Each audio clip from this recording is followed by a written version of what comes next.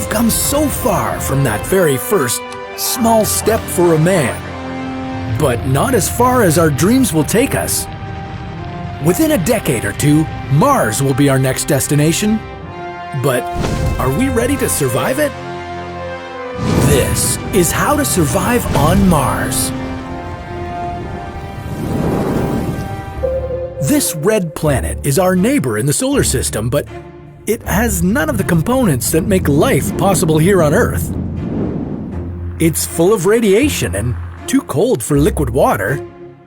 It has an atmosphere we can't breathe and soil that we can't grow anything in. Its gusts of wind come close to what we classify as hurricanes here on Earth, and now we want to make it our new home. How can you prepare yourself for this mission? What should you bring with you? And what's your best strategy for coming back alive?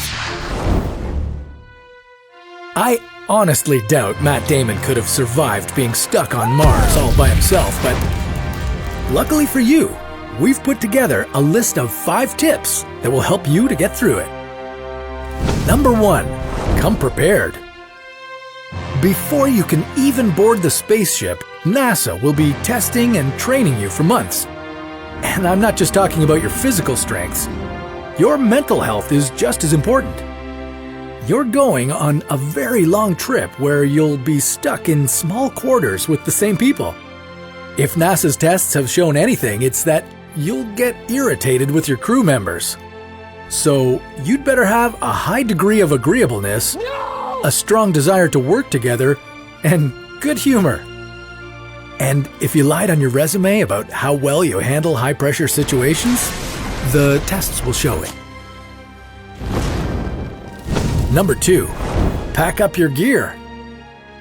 Mars isn't going to welcome you with open arms. Its atmospheric pressure is so low that it'll make your blood boil inside your body. Its night temperatures drop from a comfortable 20 degrees to minus 153 degrees.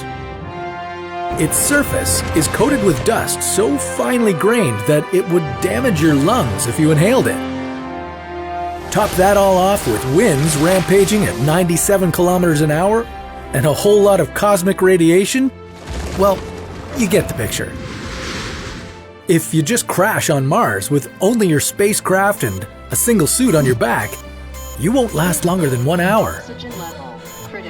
If you want to survive on Mars, you'll need multiple spacesuits that will reflect all the radiation, keep you warm, and provide you with oxygen and sufficient pressure. You'll also need a craft you'll live in until a bigger habitat is constructed, and vehicles to take you on your Martian adventures. Number 3, bring your food. The soil on Mars is a very fine, powder-like dust covering the basalt rock. That's precisely the opposite of fertile.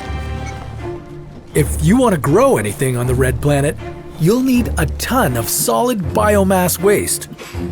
Yeah, you'll be collecting all your poop and all your crew members' poop. And then you'll plant potatoes or whatever it is you want to grow in that mass of poop.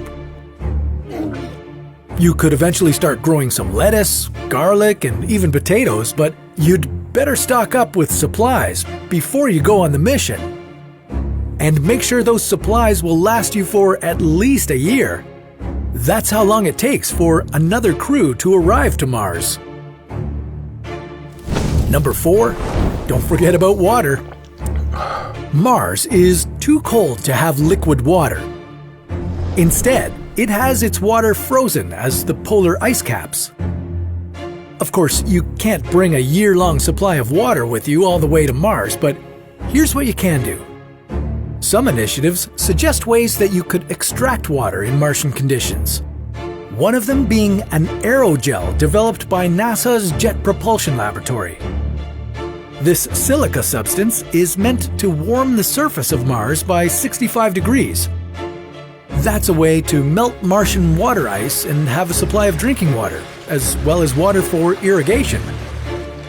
Or you could filter your pee as astronauts on the International Space Station do. Number 5. Be useful. This should really be the number 1 tip on this list, but I wanted to leave this hard truth to the end. You can't go to Mars simply because you won some contest or paid big bucks to join the crew.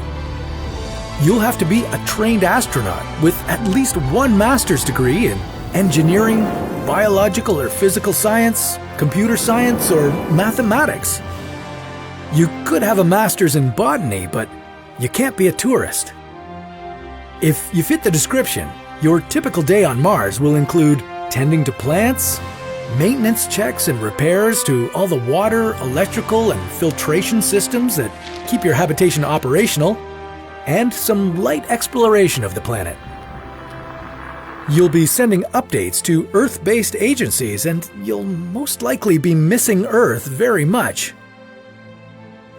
Mars isn't for everybody. It's just hostile. The process of making Mars our new home will be very slow, but theoretically, it's doable. We've already tried it on our other show called What If?